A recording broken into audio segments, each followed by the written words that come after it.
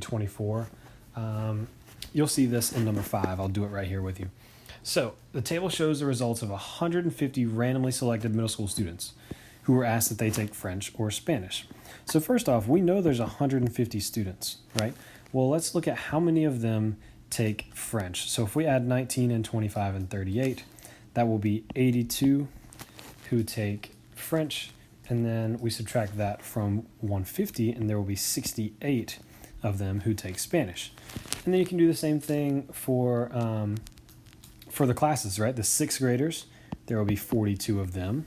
For the 7th graders, there'll be 37 of them, and 71 8th graders. And then 42 plus 37 plus 71, just to double check, does add up to 150. So now we have the probability of a 7th grader who takes French. 7th grader who takes French, that's 25 out of the total 150. That will be 1/6. Okay, so now we're getting into the givens here. So given that they take Spanish, so in other words, out of 68 students who take Spanish, what's the probability that they're an 8th grader? 33. Okay, and I don't think you can simplify that. 3 and 11, 68. No, you can't.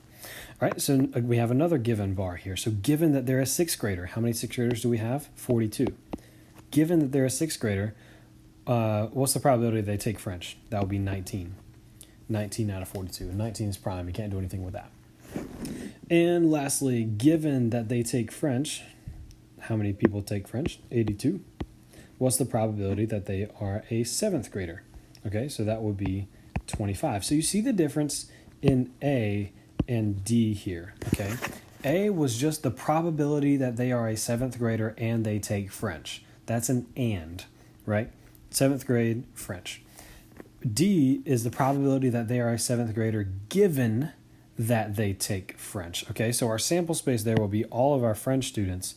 What's the probability that they are in 7th grade? Whereas for A, our sample space is the 150, right? It's out of all of the students, what's the likelihood that they are a 7th grader and they are taking French?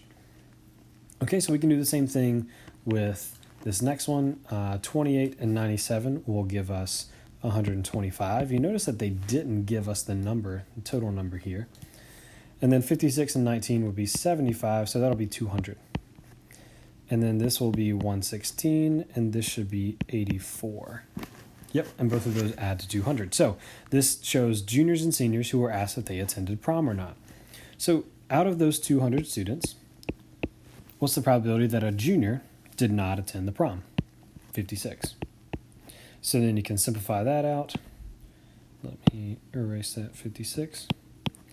And once you simplify that out, that'll be 7 over 25. Both of those are divisible by 8. For B, what's given, and I kind of read this backwards. I think it kind of helps. What's the probability that they did not attend prom given they're a senior? I kind of read it backwards. I say given that they were a senior, in other words, how many seniors do we have? 116. What's the probability that they did not attend prom? That would be 19. I think it's just a little bit faster, right? So given that they attended prom, so 125 people attended prom, what's the probability that they were a junior? That would be 28. And that is simplified as well. Yep. All right, so lastly, we have joint relative and marginal relative frequencies. So what we do here, the way we find this, is we divide whatever that number is by the total. Okay, so 16 and 52, we still are going to find these, these marginal numbers. That will be 68, 72, and 20. And then this would be 30. And if there's 160 total, then this would have to be 130. All right, 52, 60, 18. Yeah. Okay, so what we do here is we'll divide each of these numbers, 16, 52, 12, 62, and 18. We'll divide each of those by 160, okay? So the joint relative frequencies are all of these. I'll put a J in here. These are the joint relative frequencies. So if you take 16 and divide it by 160, that gives you 0.1, right? So we're going to put 0.1 here. If you take 52 and divide it by 160, that gives you 0.3 0.325. And we'll just keep going. So we can do the same thing with 12. That'll give you 0.075. 60 will be a big one. That will be 0.375. 2 would be super small. That'd be 0.1875. And then, that's not right. 0.125. There we go. And then 0.1125 for 18. So those are the joint frequencies. Those are the ones that are just individual values. The marginal relative frequencies are the ones that are in the margins, right? They're on the sides.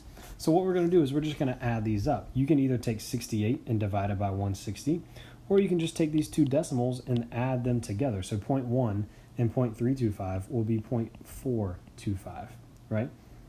And 0.075, 0.375 will give you 0.45. And I'm going to put M's for these. All right, and then the last one for 0 bags would be 0.125. These other columns, I'll just go ahead and give you the answers here. And this one will be 0.8125. So if you see all of these numbers, when you add them together, give you 1. And this is the total, okay? So that's the probability. All the probabilities added together will always give you 1. Any probability, we talked about this before, has to be between 0 and 1. So this really helps you out. The probability of a coach passenger that did not check any bags. Okay, so we got coach passenger that did not check any bags. That will be 18. And then instead of having to do 18 divided by 160, we've already done that, right? So we can just look at a coach class with zero bags, and that will be 0.1125, and we just change that as a percentage. So that'll be 11.25%. Hopefully you can see how that's a lot faster. For B, a first class passenger that checked at least 1 bag. So here, first class and at least 1 bag, we're going to have to add those together, right? So that would be 0.175, and then changing that to a percentage would be really easy. We just move the decimal place over 2 times.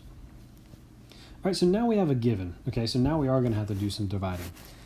Given that they checked 1 bag, okay, so that's 0.45, what's the probability that they flew coach class? So coach class will be 0.375, and that would be 0.83 repeating, and that's 83.3%. Okay, so if you think about it, given that they check 1 bag, that sample space moves down. What's the probability that they flew coach? Well, there was a lot of coach people, right, that only checked 1 bag compared to the small amount of first class people. So that percentage should be pretty high. And lastly, for first class, given that they're first class, okay, so that would be 0.1875. What's the probability that they check 2 bags? That would be 0.1. You divide that out, you get 0.5